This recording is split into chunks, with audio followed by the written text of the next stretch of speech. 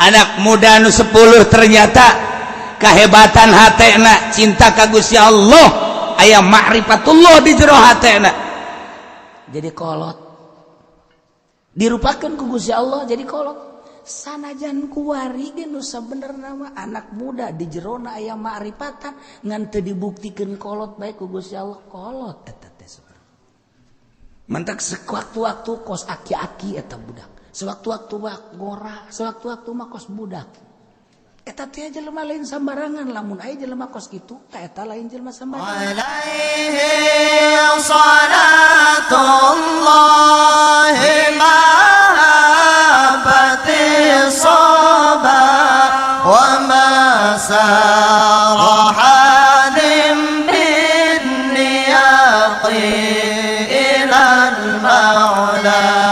لا إله إلا الله لا إله إلا الله لا إله إلا الله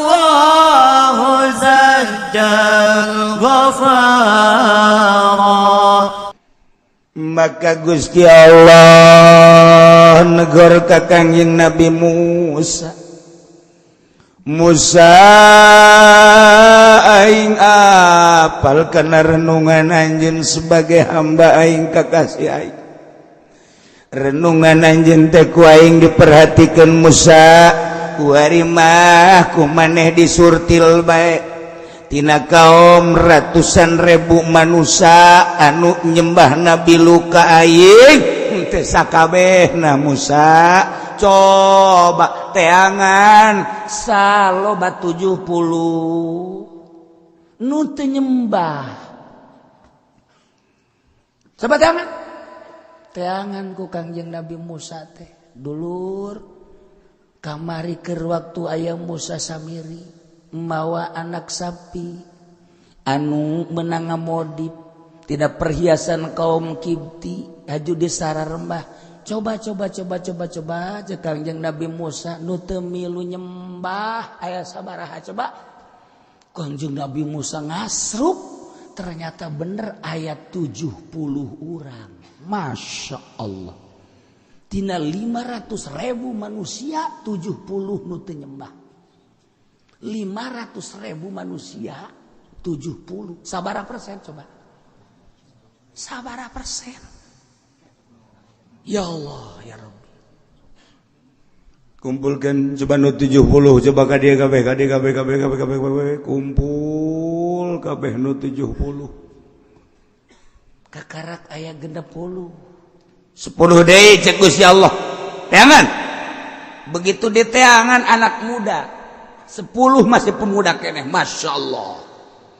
umuran bangsa 17-18 tahun anak muda anu teu milu nyembah ka anak sapi anu kepedek 10 kade cek kade anak muda Masya Allah ya 10 sore ku Kangjeng Nabi Musa nu 70 dikumpulkeun pemuda kunaon tuh ketika ku Kangjeng Nabi Musa kaistimewaan ieu kaistimewaan ketika ku Kangjeng Nabi Musa dek di beat dek dibawa munajat aneh eta nu 70 isuk-isuk jadi kolot kabeh kolot nu tadina mah kakarake kumisna bulu jarum janggot bulu jarum budak kuari mah teh nyaho bulu jarum nya teh nyaho ka manupan baheula mah urang ngapan osok asal aya manuk mamawa betuh kut aju cek nu kadua pen anu da kata aing dulu aing mantas aing boncit kitu kan baheula budak kuari mah teh nyaho kuari mah meuli bae manuk boga duit teu boga duit maling taron aja mah bola mah aja kajawan jasa jujurna aduh kurang di dulu manuk di mana coba nyayang oh di tangkal anu saya bisa naik coba naik ke 5 poin naik oh gemari geus endogan sabar endogna kakarak aya 2 ke sam kuda oh geus endogan sabar endogna aya 5 oh kuari keur dikereman tuh baheula mah mun aya 5an sering hiji lamun aya 5 kebenaran ieu teh ngan tiluan engke 2 nu hiji saurang babari baheula mah terus dikereman di daontongan haju dicirian ditangkalna teh bae make asal aya nu kos kitu berarti geus aya nu boga batur ge datang ka dinya oh geus aya nu boga nyaun jujur jasa baheula mah geus aya tandaan tah tangkal aya manukan di bareng di deuk geus aya nu boga tah tandana geus didaekeun Masya Allah eta nikmat amat hirup di zaman eta tah zaman jujur kuari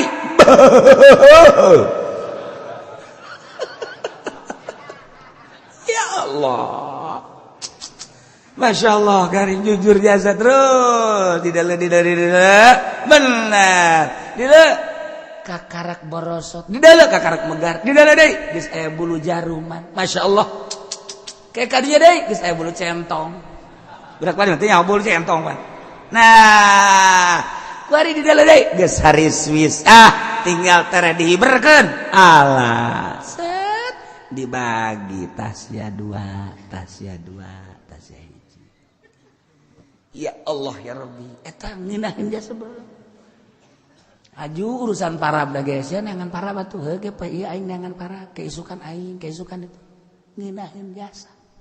eta zaman jujur jasa tidak ada korupsi saat itu. Iya, anak muda nu 10 ternyata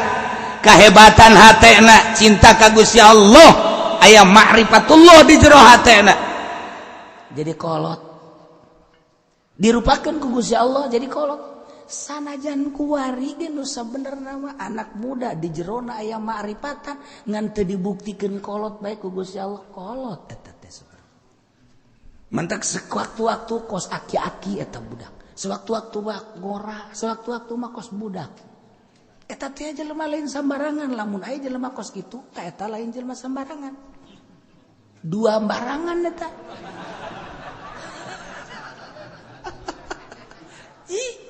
Sebab naon eta kumaha keur mantengna hate. Lamun keur manteng ka Gusti Allah kolot kajen gua kumaha ge. Kajen ting budak belasan tahun kolot. Lamun keur biasa-biasa kadeureuna ngora. Lamun kabeneran nyana neuleuh awewe anak muda deui. Biasa deui bae itu. No problem. Biasa hese. Aju nyana na bogo atuh urusan bogo mah bukan urusan asmara. Mansa wali kos itu utama urusan rahasia. Bogo na ge lain bogo cara ente. Masya Allah dadamelan Allah geulis amat. Tuh muji syukur ka Allah. Nu jore jeung nu geulis ge sebenarnya mah sarua dadamelan Allah ngan eta mah budak dibere kaleuwihan we mudah-mudahan we bogoeun ka aing tuh kan saya pajar bener bae tuh henteu ge saya pajar bener bae deui kos kitu tah ieu guys kumpul 70 dah saparantos saya 70 Gusti cek Kangjeng Nabi Musa bade kumaha ieu geus lengkap.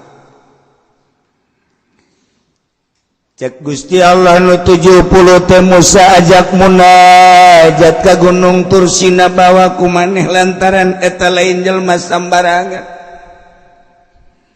Sakitu poharana di saat Musa Samiri ngajakan ngaibadahan ka anak sapi tapi tetep nu 70 maka aing bae ibadahna pohara jasa. Haju sanggeusna diajak munajat maksudna deuk naon? Diwarah. Deuk diwarah naku sebab naon cek Kangjeng Nabi Musa. Lantaran nyana cicing bae. Saat batur aribadah ka anak sapi. Lancet maneh Nabi Harun dakwah keras-kerasan. Nyana padahal mah aya kewenangan untuk sama-sama dakwah. Tapi nyana tetap baik, cicing baik, ngan nyelamatkan diri doang. Maka lu 70 ajak ke Gunung Tursina, kuaing dek diwarah. Cicing baik teh bahaya. Masya Allah. Gusti nu mantag 70 teh kumaon gitu. Pan ayat 12. 12 itu 12 golongan kan umat maneh.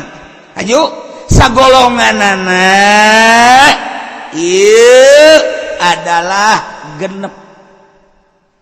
lamun sagolongan genep 12 10 bae kali genep sabaraha 10 kali genep berapa aing nyaho atuh anu babari teh mah kos kitu mah tinggal nu 2 kali genep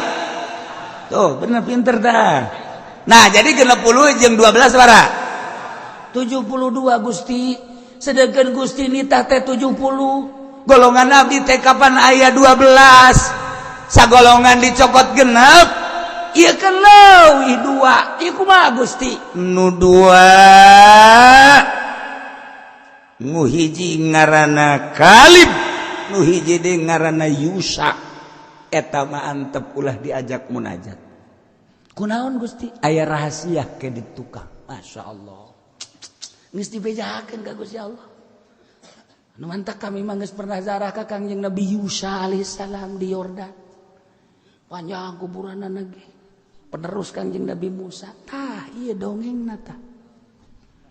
12 golongan, satu golongan cokot genep memang aya nagengan sakitu. Ternyata begitu genep lain 70. Sedangkan dititahna ku Gusti Allah kan 70. Barang dihitung mun sagolongan genep aya 72. Usul Kanjeng Nabi Musa nu 2 kumahakeun sedangkan ieu kan 72 Gusti nitahna 70 antep nu 2 aike diantep kumaha eta mah engke aya rahasia nu maneh moal ka dibere beja waduh cek Kanjeng Nabi Musa pohara setelah kumpul tina genep-genep sagolongan Yusa jeung Ki Kalib mah dinasehatan ku Kangjeng Nabi Musa instruksi ti Gusti Allah Yusa jeung Kalib anjeun mah cicing bae di dieu teu meunang diajak munajat ka Gunung Tursina aduh cek Yusa jeung Kalib nya si bakam itu bisa diajak munajat ieu instruksi ti Gusti Allah teu bisa tetep pangusulkeun ka Gusti Allah ieu mah geus ulah loba omong sia geus ti Gusti Allah na kitu usul masa sih pan anjeun mah kalimullah bisa langsung bicara jeung Allah pangusulkeun diusulkeun ku Kangjeng Nabi Musa Gusti nu 2 ge hayang milu kudu kumaha menanganina Gusti cek Gusti Allah Musa bejakeun jai ujung-ujung nama kapan menang rahmat jeung ridho aing sanajan nyana teu milu munajat ka Gunung Tursina tetep nyana sarua menang karidoan jeung rahmatna sarua jeung nu munajat bejakeun ganjaranna malah leuwih gede tibatan nu milu ka ditu keuna cicing bae teh aya rahasia barang dibejakeun ku Kangjeng Nabi Musa seperti eta mangga atuh ai kos kitu maja ujung-ujungna mah hayang ge rahmat jeung ridho ku Gusti Allah diulahkeun mah jeung aya rahasia anu encan dibejakeun mangga kami mah geus diimah bae ridho geus nu 70 berangkat jeung Kangjeng Nabi Musa alaihissalam masyaallah diabadikeun di Al-Qur'an ieu ayat واختار موسى قومه 70 رجلا wallahu a'lam bimurad milih Kangjeng Nabi Musa ka kaumna saloba 70 rajulan 70 lalaki eta teh mimmalam yabudul ijla bi amrihi ta'ala ti golongan jelema anu henteu nyembah ka anak sapi dengan perintah Allah geus ditangtukeun ku Gusti Allah waktu-waktuna supaya tepat ketika ku Gusti Allah geus ditangtukeun waktuna awas Musa waktu eta kudu berangkat maneh limikotina karena waktu nu geus dijanjikeun ku Gusti Allah begitu datang kana waktu nunggu Kangjeng Nabi Musa selama nunggu teh lain satunggu-tungguna instruksi ti Gusti Allah Musa bejakeun kana 70 puasa sanggeus puasa ulah batal wudu sanggeus ulah batal wudu make pakaian kudu nu bersih ulah make pakaian nu kotor bejakeun nu 70 puasa terus-terusan salila 40 poe sarua bae nu 70 teh puasa bukanangan korma hiji doang sahur korma hiji percis kos urang bulan Ramadan bae gitu tuh siapa seri henteu berarti kan atuh moal kapangijin Allah aya puasa kos urang mah kos kieu yang menang Lailatul Qadar di mana horeng ya bukan lagi boho kopi aya teh manis aya rujak aya karujak-rujak asem aya naonan atuh Masya Allah ngebreng-breng di dinya deuk biar kapangijing Allah na teh mah kapangijing rujak tah 40 poe Musa puasa nurut nu 7 poe aja memang geus boga keyakinan ka Gusti Allah batur nyembah ka pedetnya nama henteu kita puasa mantep jasa bukana cukup korma hiji sahur korma hiji siap wudu ulah batal ketika batal cepat wudu ketika batal cepat wudu selama 40 poin siap ulah make pakaian anu mewah-mewah tur make pakaian anak kudu nu bersih bae ulah kacampuran ku noda najis jeung sejamana siap nu 40 puasa kabeh wudu teu batal wudu Kanjeng Nabi Musa saat eta kemudian make pakaian sangat sederhana di samping eta bersih pakaian ulah kapagih jeung sasaha heula nu 70 tadru ka aing kabeh cara ricing bae tuh nu mantap urang ge deuk kapagih jeung Allah teh kos kitu ulah kapagih jeung pamarentah ulah kapagih jeung jelema ulah kapagih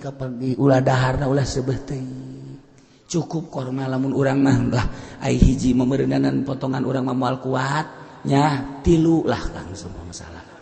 3 kan sagede kieu korma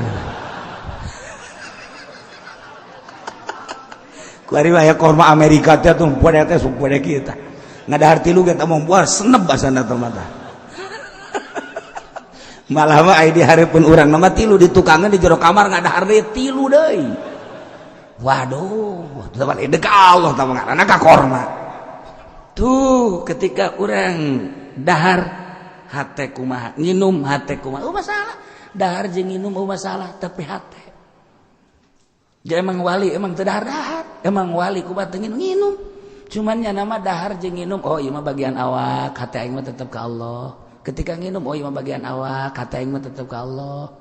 ketika sare oh imah bagian awak kata aing mah ka Allah kitu bae terus bagian awak bagian roh atuh lain deui tuh urang mah kan ai bagian dahar roh milu mau menikmati wow ecrak balecrakan wow harajas oh ka Allah keur dahar teh begitu keur salat keluar roh deui tedekeun ka Allah endang nginget-inget dahar ngeunah amat tadinya beuh masyaallah sambelna buatan mana eta asana Cibiuk moal salah eta kajeng tuh urang mah teu daekeun tah roh teh di ka Allah kan teu daekeun endahan ka dieu deui berarti lain wali ari wali mah ketika dahar hate ka Allah bae sapira teh yang awak doang nu awak mah kege pae nginum lah sapira jeung awak segala rupa jadi teu anti malah dibandingkeun jeung nu puasa anu puasana aju ujub jeung anu dahar nginum ka Allah bae atuh bandingan dahar nginum ka Allah daripada puasa ujub aju ngomong kieu budak teu puasa nanaonan cara aing rupa puasa bae bah geus moal beres sama kana tah mah puasa kos kitu mah tah mah beuleumeun tah mah ya tuh siap puasa mantak naon ieu aing mah geus ngalaksanakeun puasa Senin Kemis asana geus aya 5 tahun je tuh lawang sorga geus maruka jang aing mah boh eta kos kitu awal ka sorga geus malah mah urang ge lamun kajeleuna puasa emang mamang keur puasa teu lah ya bakeur ieu bae puasanya ai puasa mah tuh ai bersih teu bersih ngabohong puasa kan lah terus tegur tah dia teu ganyawan kan teu ganyawan ke batur rudahan nyana nyokot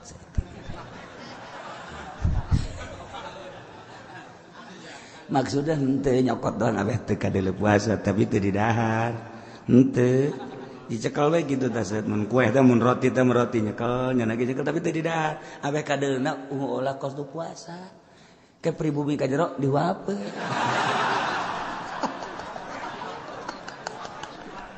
tolol tah jelema eta riat teh gitu hayang kanyawan oh berarti keur puasa ngorengan henteu udah beres geus puasa 40 poe wudu teu batal-batal make pakaian sederhana nu bersih cunuk kana waktu ninggang kana mangsa limiqatina kana waktu anu geus ditangtukeun ku Gusti Allah atuh faqaraja bihim kaluar Kangjeng Nabi Musa bareng jeung nu 70 menuju Gunung Tursina masyaallah karim inilah jelema-jelema pilihan anu ketika batur nyembah ke pedet cenah mah cuman sayang manehanana teh ieu henteu ilu dakwah batur-batur nyana-nyana jadi aya usimna usim dakwah usim henteu kuduna kan kitu hirupna usim dakwah usim henteu masalah ieu mah cicing bae usim dakwah jana cicing bae